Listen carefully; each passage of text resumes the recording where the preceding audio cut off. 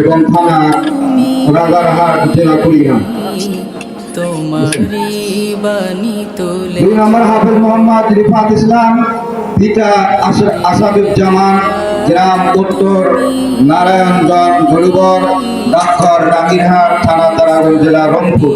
হাফেজ মোহাম্মদ সিয়াম হাসান, পিতা শাহিদুল ইসলাম, গ্রাম রতিরাম, ডাকঘর রতিরাম, থানা রাজারহাট, জেলা কুড়িগ্রাম।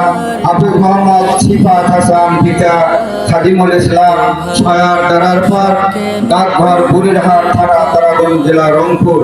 হাফেজ মোহাম্মদ মতিউর রহমান, পিতা আনিসুল ইসলাম, গ্রাম রামপুরা, ডাকঘর বৈদ্যনাথপুর, থানা তারাগঞ্জ, জেলা রংপুর।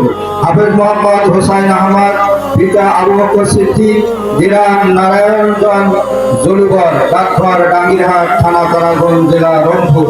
হাফেজ মোহাম্মদ আশরাফুল ইসলাম, পিতা আক্তারুল ইসলাম, গ্রাম রঘুনাথপুর, ডাকঘর রঘুনাথপুর, থানা তারাগঞ্জ, জেলা রংপুর।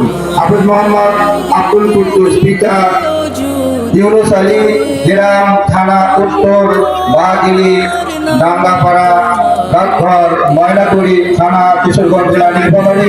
হাফেজ মোহাম্মদ রেজাউল করিম রেজা, পিতা মোহাম্মদ আব্দুল ওয়াহাব, গ্রাম উত্তর চারখানা ফরমজাবাড়ি, ডাকঘর চারখানা, থানা কিশোরগঞ্জ, জেলা নীলফামারী।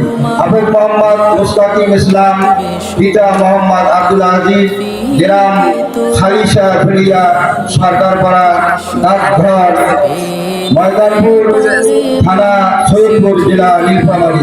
হাফেজ মোহাম্মদ আবুল হাসান, পিতা শাহের আলী, গ্রাম নিতাই ডাঙ্গাপাড়া, ডাকঘর নিতাই ঘাট, থানা কিশোরগঞ্জ, জেলা নীলফামারী।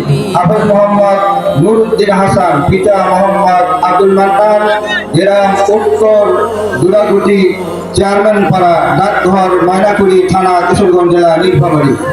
হাফেজ মোহাম্মদ ইমাম হাসান, পিতা মোহাম্মদ রবিউল ইসলাম, গ্রাম উত্তর জামতলা, ডাকঘর বেলতলি, থানা নীলফামারী সদর, জেলা নীলফামারী।